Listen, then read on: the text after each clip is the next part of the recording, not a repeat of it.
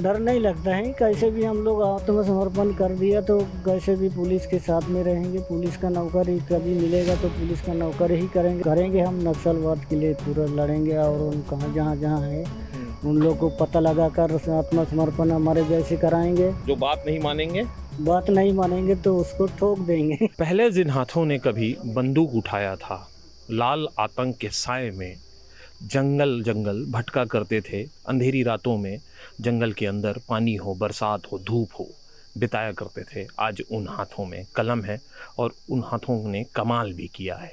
10वीं पास हो गए हैं। हम बात कर रहे हैं पूर्व नक्सली दिवाकर उर्फ लिबरू की, जो अब कबीरधाम में सरेंडर कर चुके हैं, कबीरधाम जिले में सरेंडर कर चुके हैं और कबीरधाम जिले की पुलिस के सहयोग से अब 10वीं पास हैं और आगे का अपना भविष्य तय करने के लिए कोशिश में लगे हुए हैं। हमारे साथ हैं लिबरू भैया, आपका स्वागत है छत्तीसगढ़ तक में। तो आप सबसे पहले तो ये बताइए कि 10वीं पास हो गए हैं, कितनी खुशी है मन में? बहुत बहुत खुशी है। 10वीं पास कैसे भी इतना 2 बार फेल होने के बाद भी अभी पास हो गया करके बहुत मेरे दिल में बहुत खुश है। तो कभी सोचा था आपने कि कहाँ वहाँ रहते हुए कि कभी ऐसी मुख्य धारा से जुड़कर मैं इस तरीके से 10वीं पास हो जाऊँगा और आम लोगों की तरह जीवन यापन करूँगा? ऐसे तो मतलब वहाँ जाके ना ऐसे समर्पण करके हम पूरा पढ़ाई लिखाई मौका मिलेगा कि नहीं मिलेगा करके मैं बहुत तो सोचते थे। फिर भी अब समर्पण होने के बाद मेरे को मिला है कि पढ़ाई लिखाई सब 10वीं पास तक भी पढ़ाई तक मिल गया है। आज अपनी पत्नी के साथ खुशहाल जीवन व्यतीत कर रहे हैं, कैसा महसूस करते हैं अब और पहले के जीवन में? अ, अब तो बहुत स्माइल आ गई है चेहरे पर, मतलब खुश हैं आप? अब तो बहुत खुश हूँ, पहले जैसा नहीं है। अभी बहुत दोनों पति पत्नी बहुत खुशहाल जीवन करेंगे करके हम सोच रहा हूँ। अच्छा, एक बात बताओ, आपको लिबरू ही नाम है ना आपका घर पे? तो लिबरू भाई, आप एक बात बताइए कि इसकी शुरुआत कैसे हुई? बस्तर में कैसे आप संगठन से जुड़े? बहुत कम उम्र में जुड़ गए थे, ऐसी सूचना मिली है, तो कैसा वो वाकया कैसा रहा कि आपके साथ वो जुड़ा हुआ? वहाँ जो हमको गांव में आते थे पूरा वो लोग राशन पानी जमा करके इकट्ठा करके लाना है करके बोलते थे, वैसा ही हम लोग जमा करके हम लोग वो लोग जहाँ डेरा डालते थे वहाँ ले जाते थे। वैसा ही हमको फिर लड़के लड़के लोग को जमा करके आप लोग भी संगठन में जुड़ जाना है, ऐसे जल जंगल ज़मीन के लिए लड़ना है और अपने जो परिवार स्कूल पढ़ाई के लिए भी वो लोग पढ़ेगा, हम लोग लड़ेंगे तो करके ऐसा बोलते थे हम लोग को। इसलिए हमको ऐसे करके ना हम लोग चले गए। कितने साल के थे जब आप? 16 साल उम्र में। 16 साल। तब आप क्या करते थे उस समय? उस समय में तो पहले घरे में रहते थे। घर के कामों को हाथ बटाते, खेती किसानी कुछ होगा वो करते थे? किसानी खेती किसानी करते थे और मेरा पापा अकेला था, उसके साथ रहते थे। पढ़ाई कितनी की है इससे पहले आपने? 5वीं तक पढ़ाई की। उसके बाद तो छोड़ दिया। उसके बाद छोड़ के फिर अपने पापा के साथ रहते थे, खेती कमाई में भी। बस्तर के गांव में आप रहते थे? जी। उसके बाद फिर संगठन से जुड़े, तो संगठन से जुड़ने के बाद कैसी प्रक्रिया हुई, कैसे किस स्तर पर काम होता था, शुरुआत में कैसे हुई? वहाँ तो संगठन में जुड़ने के बाद वहाँ ऐसे ही हम लोग को सदस्य के रूप में रखते थे और वहाँ रहते तो सदस्य के रूप में रहते समय में पूरा वही ड्यूटी करना, सेंट्री किचन ड्यूटी यही करना और कुछ कुछ सामान वगैरह कहीं रहेगा तो उसको ढुलाई करना है, लाना है और वहाँ कहाँ इकट्ठा करना है, वहाँ जो बोलते हैं वहाँ वो काम करना पड़ते थे। एक बात हमेशा लोगों के मन में होती है कि संगठन में जुड़ने के बाद क्या पैसे भी मिलते हैं जो संगठन के लोग होते हैं उनको? वहाँ तो पैसा नहीं देते हैं, सब वहाँ से ठेकेदार लोगों से और सब तेंदू पत्ता ठेकेदार और बम्बू कटिंग और ये क्या क्या रोड, इसमें पैसा जमा करते हैं और वहाँ सिर्फ खर्चा करने के लिए दे देते हैं पैसा। जितना दलम और प्लाटून की संख्या के हिसाब से दे देते हैं। ऐसे तो एक एक व्यक्ति को तो ऐसे नहीं मिलते हैं और वहाँ परिवार अपने जो घर परिवार के लिए भी देने के लिए नहीं मिलते हैं पैसा, वहाँ ये दिक्कत है। अच्छा एक बात बताइए कि जंगल में रहते हुए एक एक जगह से दूसरी जगह कैसे जाते हैं? अंदर जंगल ही जंगल जाते हैं, पैदल जाते हैं कि गाड़ियों का भी सहारा लेते हैं? जंगल जंगल जाते हैं। अब क्या है कि अलग अलग चेत्रा के नाम से दलम बनाया जाता है। वो दलम से एक दलम से ये दूसरा दलम के पास ले जा के छोड़ देते हैं। उसके बाद फिर वो दलम दूसरा दलम के पास लेके छोड़ देते हैं। ऐसा ही करते करते दूसरा चेत्रा में भी जाना है तो ऐसे चले जाते हैं। माओवादी का एक बड़ा लीडर है गणपति, उनके आप अंगरक्षक के तौर पर भी आपने काम किया है जैसा आप बता रहे थे पूर्व में, तो वो किस टाइप के लीडर हैं? वो कहाँ किस टाइप के थे? वो तो गणपति के गनमैन पहले काम करते थे। मैं दो कम लगभग 2 साल थे। और बाकी समय में उनका जो सुरक्षा कंपनी थे उसका डिप्टी कमांडर बनाया गया था, मेरे को जिम्मेदारी दिया गया था। और वो रहते हैं मार डिवीज़न में रहते थे। और वो कुछ कुछ उनका जो राजनीतिक है वो पढ़ते थे और लिखते थे और ऐसे करते थे। और बाहर से भी कोई कोई उनको वो बड़े लीडर है तो मिलने के लिए आते थे, आके फिर मिल के फिर चले जाते थे। सिविलियन भी आते थे? हाँ, सिविलियन भी आते थे। तो उनके साथ रहते हुए वो अभी अभी कहाँ पर हैं वो?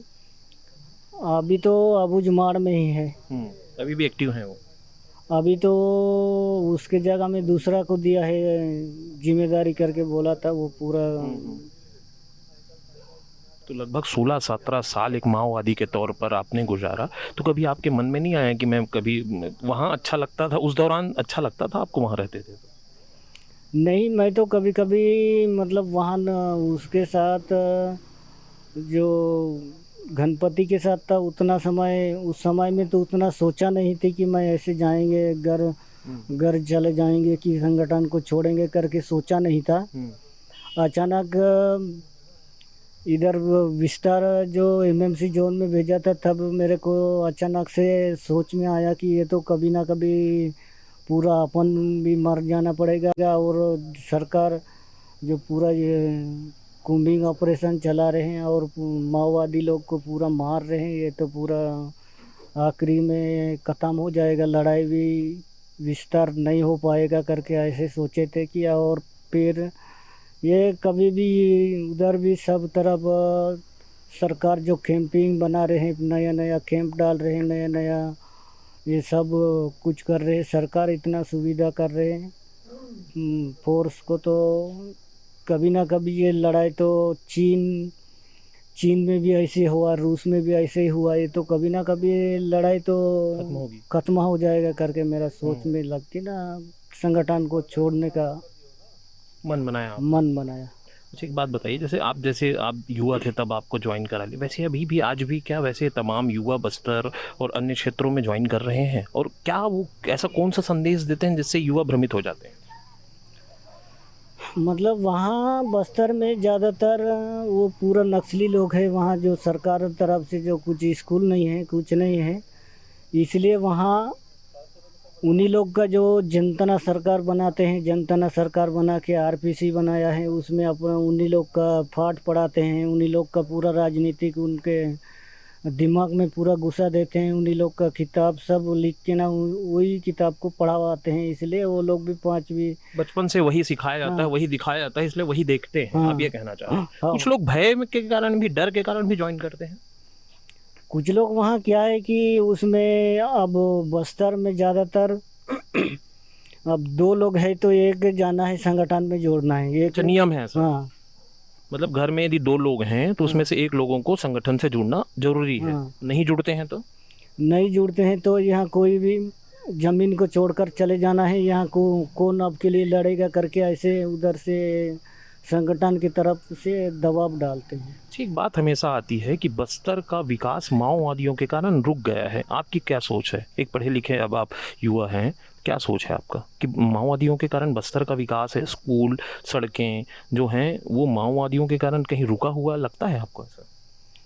नहीं, मेरे को भी तो लगता है कि पूरा वहाँ पे बस्तर में पूरा अब स्कूल को तोड़ फोड़ कर रहे हैं तो पूरा वहाँ के अनपढ़ लड़के लोग पूरा विकास नहीं हो पा रहे हैं। और पूरा जो क्या है कैसे है करके पूरा दुनिया भर में समझ नहीं पा रहे हैं। और कौन सा तरफ मतलब किस दिशा ठीक है करके वो लोग समझ नहीं पा रहे हैं। वो अनपढ़ से ही उन लोग पूरा भटका रहे हैं, इसलिए उन लोग को असली में वहाँ के बस्तर के जो आदिवासी युवक लोग हैं उन लोग को पूरा पढ़ाई लिखाई की ज़रूरत है, तब उन लोग का दिमाग और विकास होगा, तब उन लोग सब समझ में आएगा कि तब ये रास्ता गलत है, ये रास्ता ठीक है करके वो लोग समझ पाएंगे। ऐसे 15-16 साल जैसे आप माओवाद के तौर पर रहे हैं, एरिया कमांडर भी रहे, आप भोरमदेव कमेटी के सचिव रहे हैं, इस एरिया में एक्टिव रहे हैं, और आप ही के निर्देशन में कितने लोग यहाँ एक्टिव रहे हैं? मेरे समय में तो कम से कम 10 लोग थे। उसके बाद फिर वहाँ से दूसरा दलम बनाए तो वहाँ से ले गए, फिर 11 लोग बन गए। कभी किसी बड़ी वारदात में शामिल रहे कहीं? ऐसे तो वारदात में नहीं था, ये सिर्फ 2-3 तो मुठभेड़ में थे। ये बकोदा वाले इनकाउंटर, और एक तो प्रतिमा, और एक तो उधर टांडा क्षेत्र में हुआ था। 2 लोग वहाँ भी वो नक्सली लोग खत्म हो गए, जगदीश नाम करके और एक मानू करके। तो आपके साथी थे उस समय के वो? जी जी। अभी आपका क्या विचार है, क्या आप सोचते हैं कि नक्सलिज्म खत्म होना चाहिए छत्तीसगढ़ में या पूरे देश में? मैं तो चाहता हूँ कि नक्सली जो जहाँ रहते हैं वहाँ खतरा भी रहते हैं, और उन लोग का रहते हैं तो विकास भी नहीं चलते हैं। सरकार की तरफ से जो योजना रहते हैं वो भी पहुँच नहीं पाते हैं। नक्सली लोग तो धीरे धीरे खत्म ही होना चाहिए कर। धीरे धीरे नक्सलवाद खत्म होना चाहिए और सभी को मुख्य धारा से जुड़ना चाहिए। आप कुछ अपील करना चाहते हैं जो पूर्व के आपके साथी हैं उनसे? मैं तो वही कहना चाहता हूँ कि वो लोग भी पूरा संगठन को छोड़ के आना चाहिए कर। क्या क्या सुविधाएं मिल रही हैं सरकार से आपको? सरकार से तो मिल रही कि अभी 10वीं पास भी हो गया, और कुछ पैसा, गुजारा भत्ता, रहने के लिए गुजारा सब चीज मिल रहा है। हाँ, सब मिल रहे। आज डिप्टी सीएम साहब भी बात किए हैं आपसे। पहले एक दौर था कि आप उनसे छुपे हुए फिरा करते थे, पुलिस वालों के साथ दूर दूर भागते थे आप, या उनसे आमना सामना होता था। आज साथ हैं, कैसा महसूस कर रहे हैं? डिप्टी सीएम ने भी अब आपको अभी बधाई दी है, क्या बोला उन्होंने? वो तो बहुत बहुत बधाई है। अब आ गए तो 10वीं पास कर दिया, और फिर कभी कुछ समस्या रहेगा तो बताना है, और भी आगे बढ़ना है। और वहाँ के जो संगठन के लोग हैं उनको भी अपील करना है कि आपके जैसे आना है करके अपील करना है करके। अभी भी संपर्क में हैं क्या कुछ लोग आप? अभी तो उनका संपर्क में नहीं है, पहले मतलब गांव में भी घूमते हैं। अच्छा, जब आपने समर्पण किया तो उस दौरान कभी डर लगता था कि उनसे कुछ खतरा? हमको तो डर नहीं लगता है, कैसे भी हम लोग आत्मसमर्पण कर दिया तो कैसे भी पुलिस के साथ में रहेंगे। पुलिस का नौकरी कभी मिलेगा तो पुलिस का नौकरी ही करेंगे। पढ़ लिख कर अब क्या पुलिस की नौकरी करनी है? करनी है करके हम लोग सोच रहे थे। तो मतलब उनका सामना करेंगे, अपने पूर्व साथियों का सामना करेंगे, अब माओवाद को खत्म करने में आप अपना योगदान देंगे? हाँ, करेंगे। हम नक्सलवाद के लिए पूरा लड़ेंगे, और उन जहाँ जहाँ है उन लोग को पता लगा कर आत्मसमर्पण हमारे जैसे कराएंगे, मुख्य धारा से जोड़ेंगे, मुख्य धारा में जुड़वाएंगे। और जो बात नहीं मानेंगे तो उसको ठोक देंगे। देखिए, ये है लिब्रू उर्फ दिवाकर नाम भी है आपका? जी जी। नहीं, लिब्रू घर का नाम है सर, संगठन का नाम दिवाकर। संगठन में नाम मिला था दिवाकर जी। तो दिवाकर हैं, घर का नाम लिब्रू है। पूर्व नक्सलवाद से जुड़े हुए थे, माओवाद से।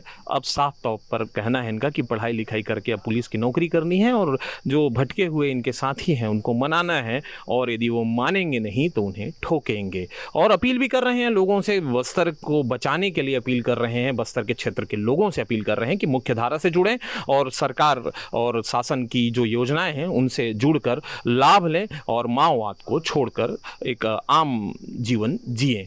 छत्तीसगढ़ तक के लिए कवर्धा से वेदांत शर्मा।